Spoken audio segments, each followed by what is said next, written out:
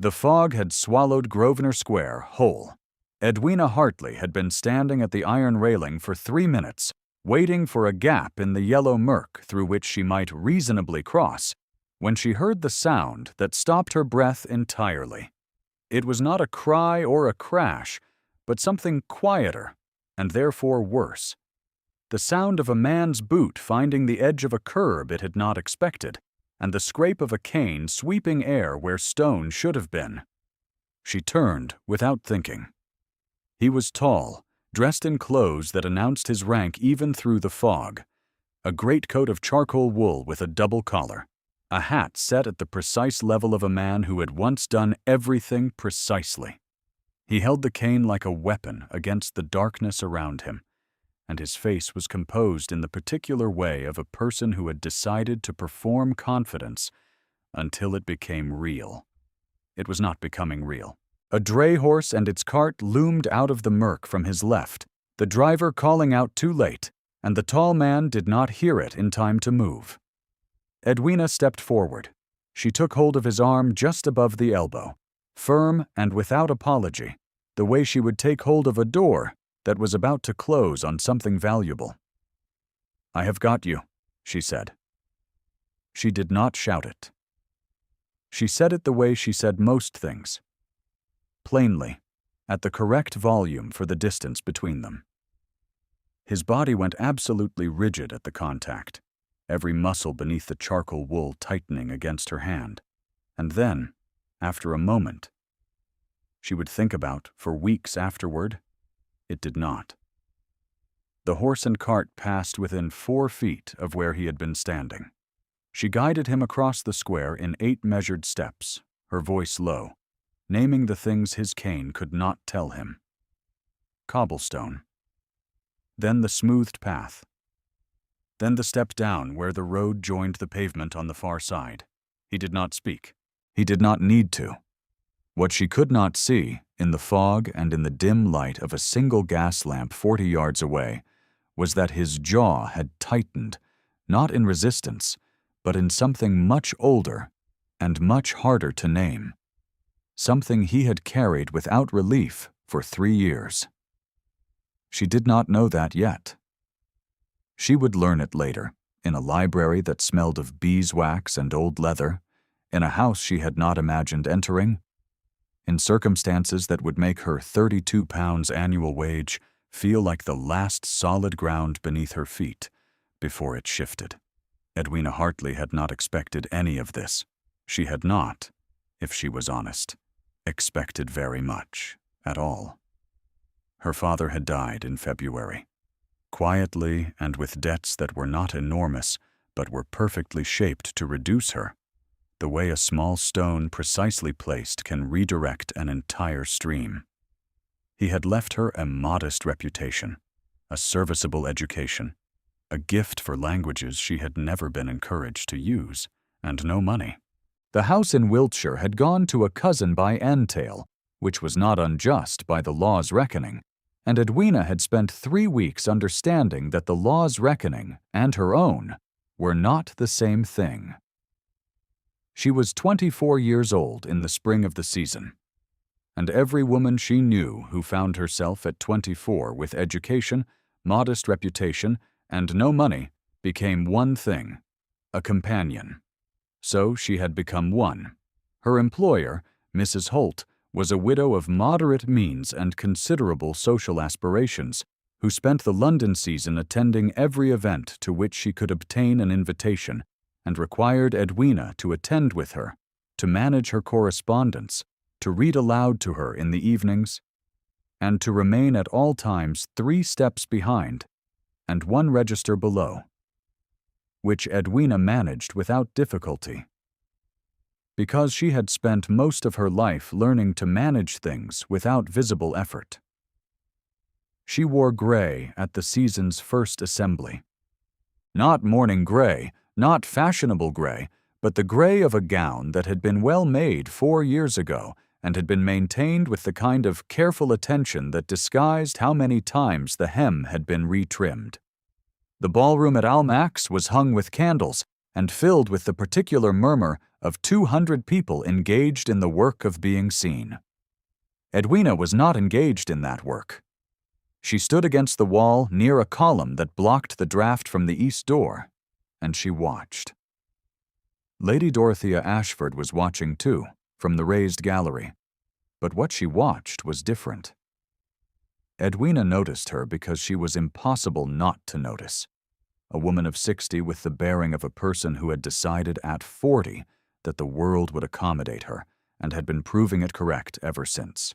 She sat beside a young woman in ivory and pale gold, a debutante so precisely assembled that she appeared to have been arranged rather than dressed. This was Miss Cecily Vane, whose father held 7,000 acres in Kent, and whose conversation, what little Edwina would later hear of it, consisted largely of artful references to the 7,000 acres. The dowager's hand rested on her fan with the ease of someone who had never held anything without certainty. It was 3 days after the assembly, on the evening of the fog, that Edwina's life changed. She had told Mrs. Holt she would not be more than 40 minutes at the apothecary in Grosvenor Street, and she had been precisely 40 minutes, and she was crossing the square in the fog when she heard the boot and the cane, and reached without thinking.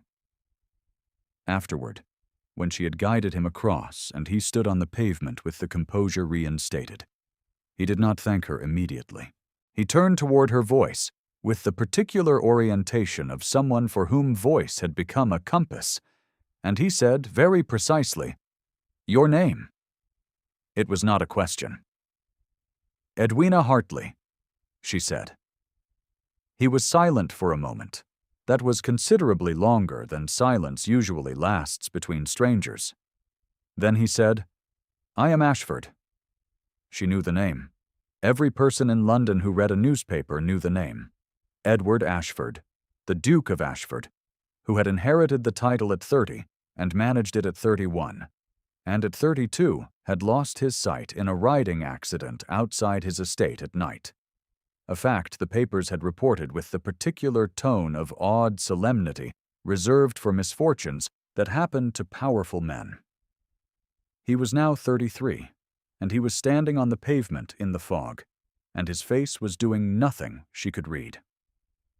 "Yes, Your Grace," she said. "You did not hesitate."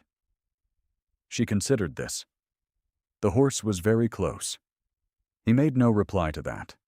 His cane tapped twice against the cobblestones, a private rhythm she would come to recognize as thinking, and then he said, "Are you employed?" "Yes, Your Grace, as a companion." "To whom?" "Mrs. Holt, of Bruton Street." Another pause. The fog pressed in around them, soft and indifferent. Edwina could feel her fingers were cold, and that she had been standing here considerably longer than 40 minutes, and that Mrs. Holt would have opinions about this. None of that seemed as pressing as it should have. "I require a reader," the Duke said. "Someone who can manage correspondence, estate documents, household ledgers. Someone who will not recite my blindness back to me by talking too loudly or moving too slowly. My secretary is ill, and my current arrangements are insufficient. Mrs. Holt will be compensated for the inconvenience of losing your services. You will receive £32 annually, and the position is at Ashford Park in Surrey." Edwina said, "You have not asked whether I am qualified." "You guided a man you had never met through a dangerous situation without fuss and without error," he said. "That is a reasonable qualification for the management of a household requiring careful attention."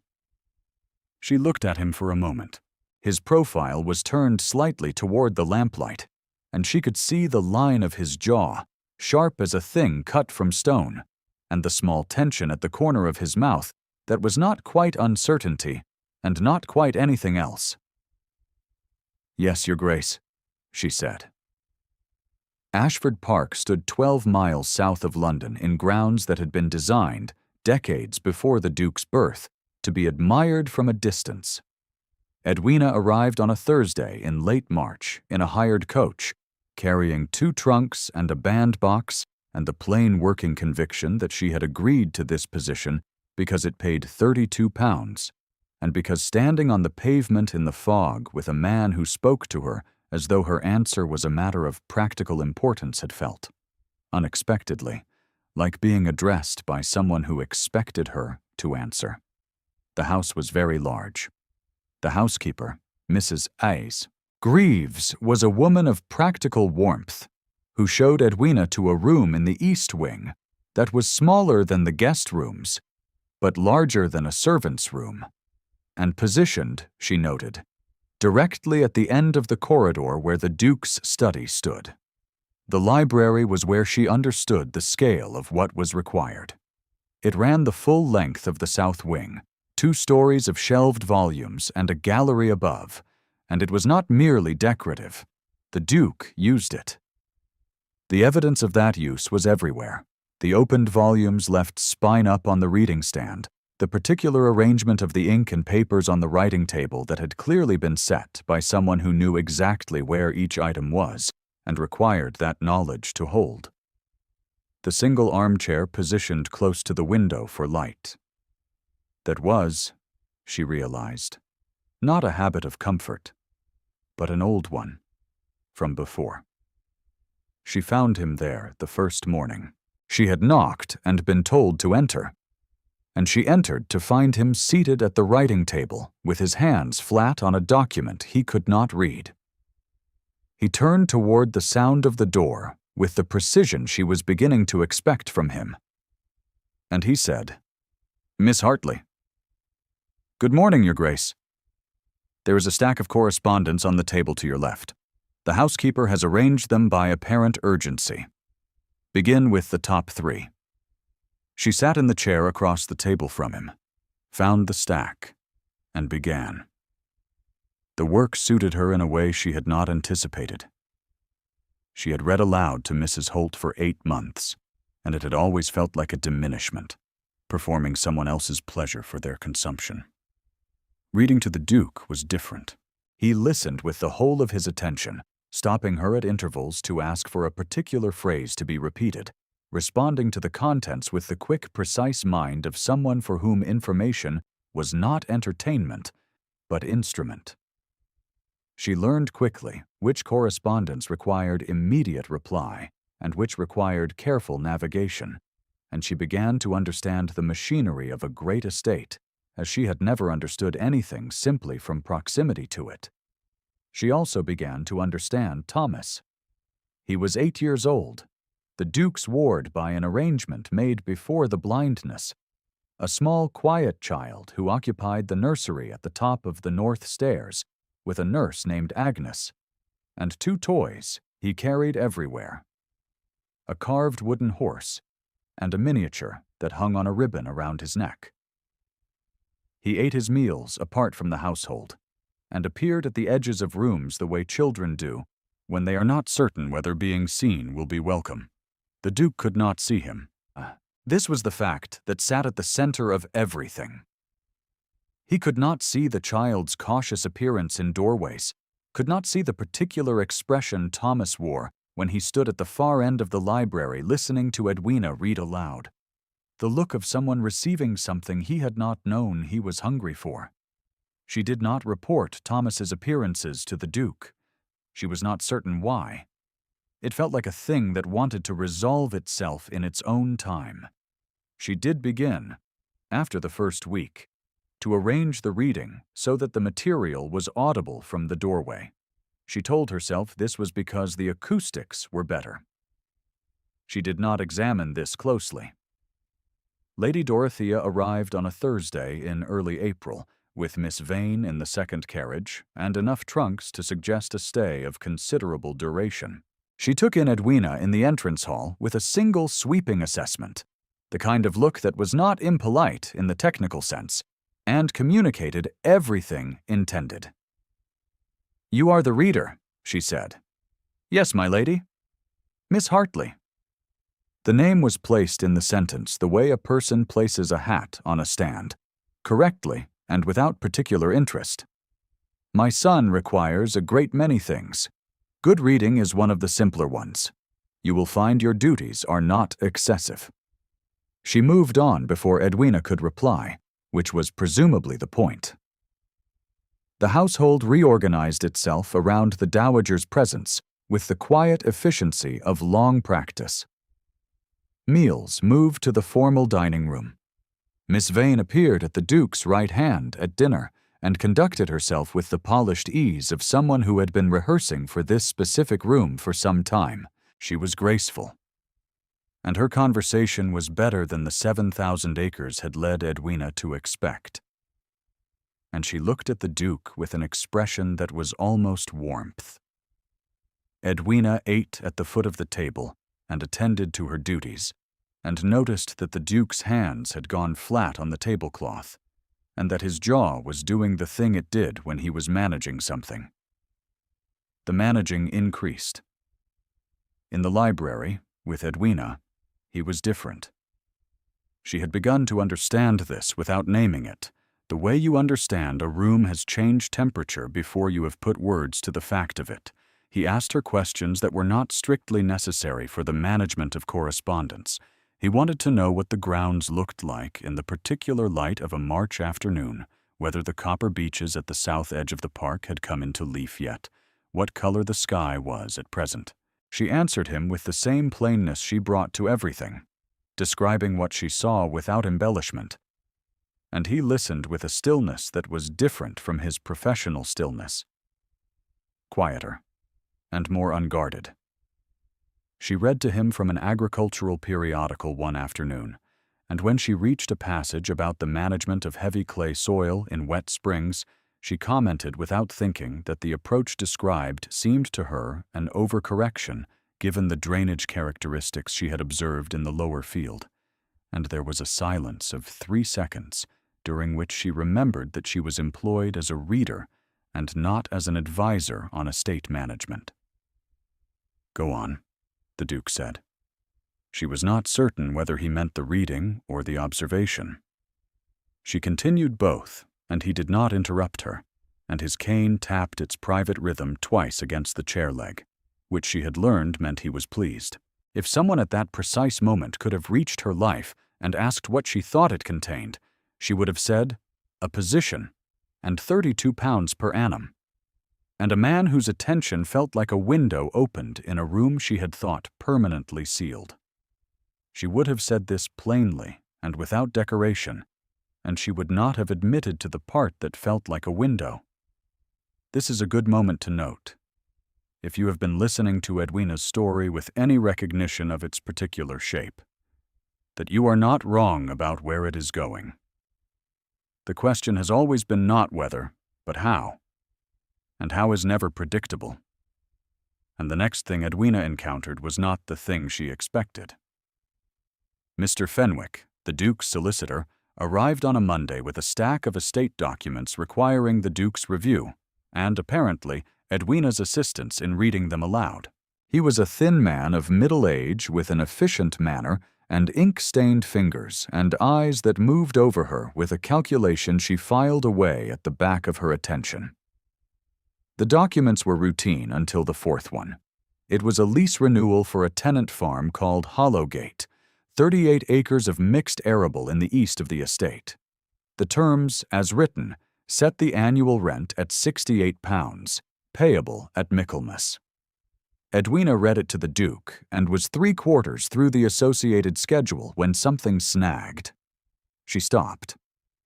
"Miss Hartley?" the Duke said. "One moment, Your Grace."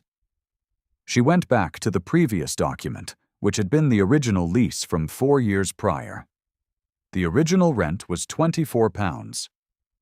There was no note of any agreed increase, no countersignature from the tenant, and no record of any review. £68 on 38 acres of mixed arable was not, in itself, impossible, but it was steep, and the schedule's phrasing, examined carefully, contained a clause permitting the estate to retain the difference between what was paid and what was owed under the inflated terms as a management fee, payable to the solicitor's firm. £400 outstanding. The words were right there in the schedule, clear as print. She looked at Mr. Fenwick. He looked back at her, and she saw the calculation reach its conclusion in his eyes, and he said very quietly, "I am certain you understand, Miss Hartley, that the management of a complex estate sometimes requires compensatory arrangements that may appear irregular to someone without the full context. I would be happy to explain the context to you privately and to express the firm's appreciation, in concrete terms, for your discretion." He said this without raising his voice, without blinking, and with the confidence of a man who had said similar things to other women in smaller positions and found them tractable. Edwina put the document down on the table. "Your Grace," she said, "the lease renewal before me contains a rent increase of £44 over the original terms, with no recorded agreement from the tenant, and a schedule directing £400 in accumulated charges to Mr. Fenwick's firm, under a clause described as a management fee. I do not believe this clause appeared in the original lease, and I am not able to read this document, as though it did not." The silence in the library was complete. Mr. Fenwick rose to his feet. The Duke's hands went flat on the table. "Fenwick," he said, in a tone that had nothing professional in it at all, "you will remain in this room." The matter took 2 hours to resolve in its immediate particulars. The fraudulent lease was set aside. Fenwick was informed that his services were no longer required by the estate of Ashford, and that the matter of the £400 would be examined by a firm of the Duke's choosing. He departed without the grace to appear ashamed. The tenant at Hollow Gate would be contacted by the new solicitor. When it was over, and the library was quiet again, the Duke sat with his hand still on the table and said, "He offered you something." "He did." "And you declined?" "Yes." He was quiet for a moment. "Why?" She thought about this. "Because I cannot hear a wrong thing read aloud as though it is not wrong," she said. "That is simply how I am made." Another silence, different from the others. His head had turned slightly, not toward a sound, but toward her, the small directional shift she had noticed him make in moments that were not about navigation. "My wife," he said, then stopped. She waited. "She died 3 years ago," he said. "In childbed, Thomas's mother. I was not there. I had ridden out that evening on a matter I have since understood was not urgent, only familiar. The kind of purposeful absence that a man substitutes for being present when being present is frightening. My horse threw me on the return. The fall damaged something behind my eyes. The physicians could not name it precisely, and I woke blind." He said this with the exact even quality of someone who had decided that if they told the story plainly enough, it might eventually become merely a story. Thomas was born. His mother died. I had been the last person in the house with the capacity to act, and I had left, and I woke unable to see, and I have not been certain since then whether any of this was forfeited or merely taken. Edwina sat with this for a moment. "I do not think the world's accounting is that precise," she said. "No," he said. "I have not been able to make myself believe that." "The night in the fog," she said, and he became very still. "You had been out alone?" "Yes." "How long had you been walking?" He was quiet. "Some time." She understood then the quality of the stillness he had shown when she took hold of his arm. Not resistance. The specific quality of a man who had been entirely alone in the dark for 3 years, and had briefly been not alone. She did not say this aloud. She returned to the correspondence. She thought about it for many subsequent days. The Dowager's campaign, which had been conducted to this point with the measured confidence of someone who knew the terrain, shifted after the Fenwick matter in a way that Edwina could feel, but not precisely name. The change was in the volume of the campaign, not its direction. Miss Vane appeared more frequently in the library doorway, apparently in search of volumes she had mislaid, and the Dowager began referring to Edwina in company not as the reader, but as the paid companion, a distinction that was technically accurate and socially precise.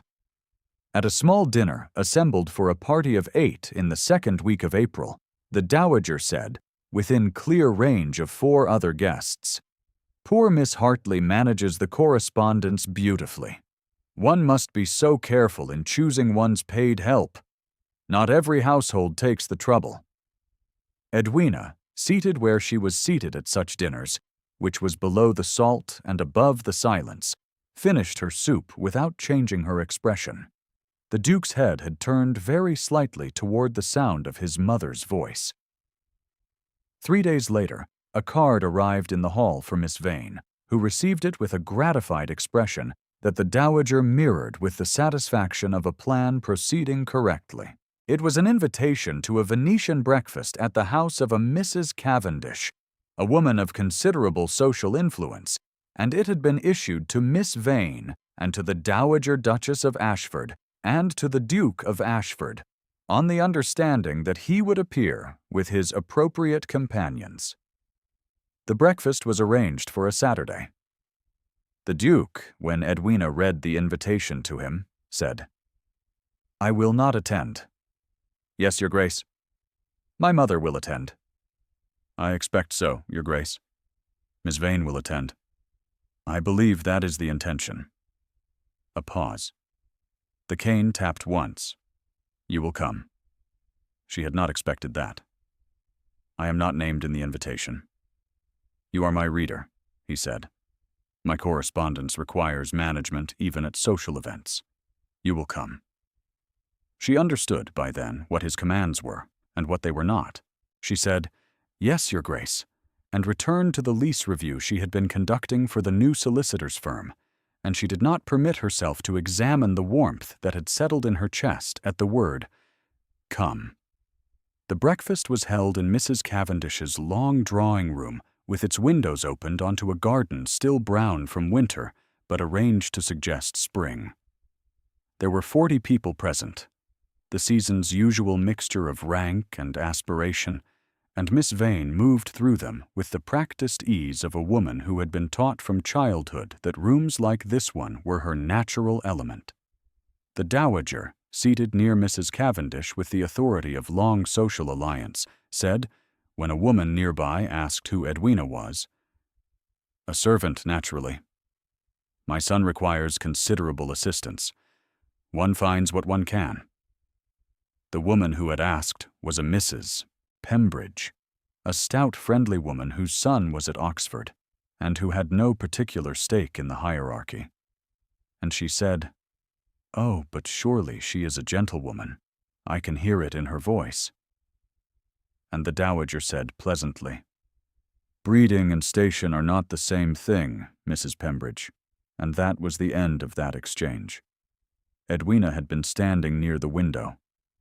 She heard it, and she filed it. What she did not hear, because she was not intended to hear it, was the Duke asking, with his face turned in her direction, and his voice low enough for only the person beside him, "Where is Miss Hartley?" He was told she was near the window. He turned his face toward the window, and he remained turned toward it for 4 seconds before his mother's voice drew his attention back. And this was not a thing Edwina saw. The audience, however, saw it in the specific sense that an audience sees things, because the story has shown it, and the heart tallies what the mind has not yet admitted. The letter came on a Tuesday morning. Edwina had been in the Duke's study reviewing the new solicitor's preliminary findings on the Hollow Gate matter when Mrs. Greaves brought it in on a salver with the particular expression of a housekeeper delivering something she did not trust. It was addressed to Miss Edwina Hartley, and it bore the Duke of Ashford's personal seal pressed in blue-black wax at the fold. She opened it. It was a letter of dismissal. Brief and formal and final, citing a restructuring of the household's reading arrangements with a fortnight's notice and a reference. The seal was sharp and clear. She held it for a moment and looked at it, and something in her chest went very quiet. She had known, or had told herself she knew, that a position held at a duke's pleasure could be ended by that pleasure. She had known that 32 pounds and a room in the East Wing were not permanents. She had known that she was a woman who was not chosen, who had not expected to be chosen, and who had arranged her daily life around the management of that expectation with sufficient competence that it rarely hurt her openly. She read the letter again. The seal was sharp and clear. She had seen the Duke's personal seal pressed into wax every day for 4 weeks. She had held a dozen letters closed by that seal, felt its weight and its particular depth, noted the slight imprecision at the lower left curve of the escutcheon, where the die had been repaired after a crack. The imprecision was a small thing, barely visible to someone who had not looked closely, easily missed by someone who had not spent 4 weeks in daily attendance on every document the seal touched. This seal was perfect. She looked at it for a long time. The lower left curve was smooth and complete. No imprecision. No repair mark. She put the letter carefully in the pocket of her plain gray gown, picked up the new solicitor's preliminary findings, and walked from the study down the corridor and into the drawing room, where she could hear voices. The drawing room contained the Dowager, Miss Vane, 3 guests, and, seated nearest the fire, and therefore nearest the room's authority, the Duke himself. Every face turned toward her when she entered, which was not usual for Edwina's entrances. The Dowager said, with a pleasant, measured composure, "Miss Hartley, I believe you have received your notice." Edwina said, "I have, my lady. I have also examined the seal." The composure did not change. "I beg your pardon. The Duke's personal seal," Edwina said. She took the letter from her pocket and held it out to the room. Not to any one person, but to the assembled company as a whole. The way you hold up something you wish everyone to see. The seal on this letter is unmarked at the lower left curve of the escutcheon. The Duke's personal seal, which I have observed on a great many documents over the past 4 weeks, carries a repair mark at that precise point where the die was recut after cracking. I have not seen the Duke's seal without that mark. I am looking at a forgery. The drawing room was very quiet. The Duke had gone perfectly still. It was not the stillness of a man managing something. It was the stillness of a man who had stopped moving because something had reached him. Miss Vane looked at the Dowager. The Dowager looked at the letter. And in that single unguarded moment, Edwina saw the calculation behind the Dowager's eyes arrive at a conclusion it had not intended, which was that it had been found out by the one person in the house who had been paying sufficient attention. "You cannot prove," the Dowager began. "Mr. Arden," the Duke said. Arden was the new solicitor who had been working in the East Study and who appeared in the doorway with a promptness that suggested he had heard the beginning of this exchange. He crossed the room and took the letter from Edwina's hand, examined it, and then went to the writing table and produced, from the stack of estate documents, 3 letters bearing the Duke's authentic seal. He held them beside the dismissal letter and looked at all 4 for a measured interval. "The lower left curve of the escutcheon," he said, "does not match. The 3 authenticated letters carry a repair mark that this letter lacks. On a question of seal authenticity, I would advise any interested party that this document would not survive a formal examination." The room had been watching the letter. When Edwina looked up, the Duke was standing. He had found the arm of his chair and risen without his cane, and he was oriented toward her voice with the full attention he gave to things that mattered, which was a different thing entirely from the polite orientation he gave to things that were merely required. "Edwina," he said. It was the first time he had used her given name. It landed in the room with the precise weight of a thing said in public that cannot be unsaid, that goes into the air and stays there, and every person present felt that weight, including, Edwina noticed, Miss Vane, whose hand had gone very still on the arm of her chair. "You did not leave," he said. "No, Your Grace. You came back in here.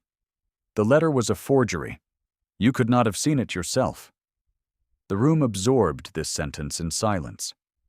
"No," he said. "I could not." He turned his face briefly in the direction of his mother. And whatever the dowager saw in her son's expression in that moment was sufficient to cost her the last of the composure she had been maintaining. And she rose from her chair and moved, without a word, toward the door. It was not a dramatic exit. It was the quiet departure of a woman who had understood what the room had just decided and who required a moment outside it to reconstruct herself. Edwina did not watch her go with satisfaction. She watched her go with a kind of grave regret, because the dowager was a woman whose certainty had organized the world she lived in, and the world had declined to confirm it. And that was its own kind of loss. Miss Vane said, very quietly, to no one in particular, "I think I should like some air," and went through the garden doors. And that was that. The Duke crossed the room toward Edwina's voice in 4 deliberate strides, and stopped within 2 feet of her. He was close enough that she could see the specific quality of his expression, which was not composed and not performing and not managing anything at all.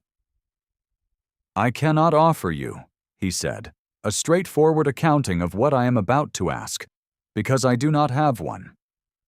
I have a great house that requires someone who pays attention to the things that matter and ignores the things that do not. I have a child who needs someone who listens to him through doorways before anyone has told him his presence is wanted. I have 3 years of carrying something very heavy, and 4 weeks of understanding that it is possible to set it down occasionally. And I have said none of this correctly." Edwina said, "You have said it clearly enough, Your Grace." "Edward," he said. "My name is Edward." She was quiet for a moment. "Edwina," she said. He extended his hand. It was a formal gesture, precise as everything he did, and she understood that it was a request, not a command, which was different from everything that had come before it. She placed her hand in his. "Stay," he said. "Not as my reader. As my wife, if you are willing." She had spent several months understanding that she was a woman no one freely chose. She had understood this from the entailed house, and the 32 pounds and the gray gown and the 3 steps behind that constituted her expected position in the world. She had understood it so thoroughly that she had built her daily life around its truth and stopped waiting for anything else. She had not, she realized, accounted for the possibility that the accounting was wrong. "Yes," she said. "I am willing." Mr. Arden had the grace to appear to be reading the documents in his hand. The 3 remaining guests in the drawing room were very still and very silent, and Edwina knew that this room and the story it had witnessed would circulate through the season's machinery within 48 hours, and that the story it told would not be the one the dowager had intended to tell. She did not take pleasure in this. She stood with her hand in the Duke's hand and felt, for the first time in a considerable number of months, that the ground beneath her feet was solid. The dowager came to Edwina's room that evening. She knocked, which was something. She stood in the doorway with her hands folded in front of her, and she looked at Edwina with the expression of a woman revising a conclusion she had held with great confidence for a long time. She said, "I do not ask you to think well of me." "No, my lady," Edwina said. "He has not," the dowager said slowly, "been himself since Charlotte died. I wish to give him something certain." She paused. I believe I mistook the nature of what certainty was required. Edwina said, I think you love him. The dowager was quiet for a moment.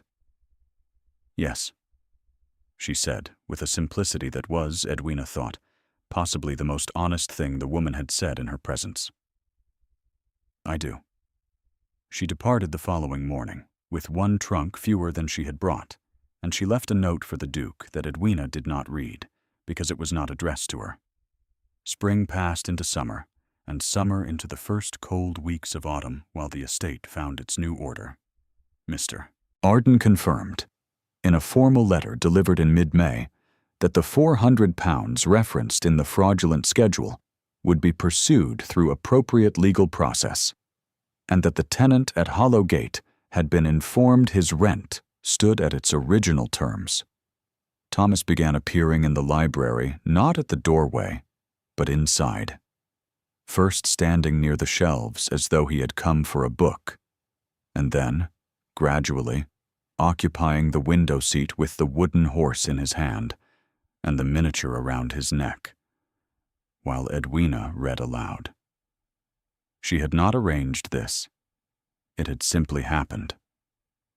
The Duke heard his ward settle into the window seat one afternoon in October and said nothing for several minutes, only listened to the small sounds of a child making himself comfortable in a room. Then he said, Thomas. The child went very still.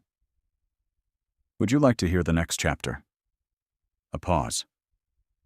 Yes, sir. Then come closer. The window is too far.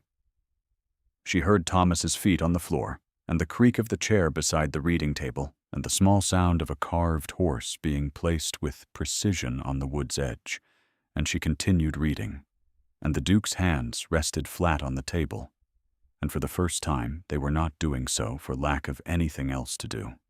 The December that settled over Ashford Park came with snow. It had begun the night before, quietly, the way the best arrivals do, and by morning the grounds were white and deep and entirely different from anything they had been through the summer and autumn. Edwina stood at the long window of the drawing room, now her drawing room, and watched it fall. And the house was warm at her back. The fire in the hearth had been burning since dawn, and the room held its heat well, the old stone keeping the cold at the walls where it belonged. She could hear, from the upper corridor, the sound of Thomas's laughter. He had been given a small sled by Mrs. Greaves's nephew, and had been asking since breakfast whether the drifts in the East Park were yet sufficient for his purposes, and Agnes had apparently finally said yes, because the laughter had moved rapidly toward the garden stairs.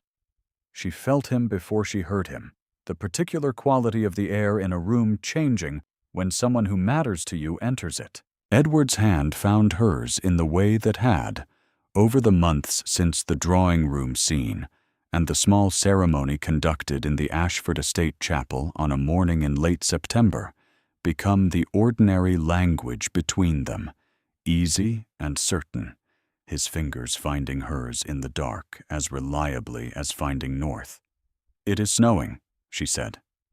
"I know," he said. "I can hear it." She turned to look at him, and he was listening with his face slightly lifted, the particular quality of attention he gave to things he could not see but was willing to know, and she described it to him the way she described everything, plainly, without embellishment, in the specific true vocabulary of what was actually there. The weight of the sky, white-gray and low. The deer park invisible past 40 yards. Thomas's sled tracks already scoring 2 bright lines through the east drift. The boy himself a dark, moving shape, growing smaller against the white. Edward's hand held hers with the steady pressure of a man who has found the thing he had not known he was looking for and has no intention of releasing it.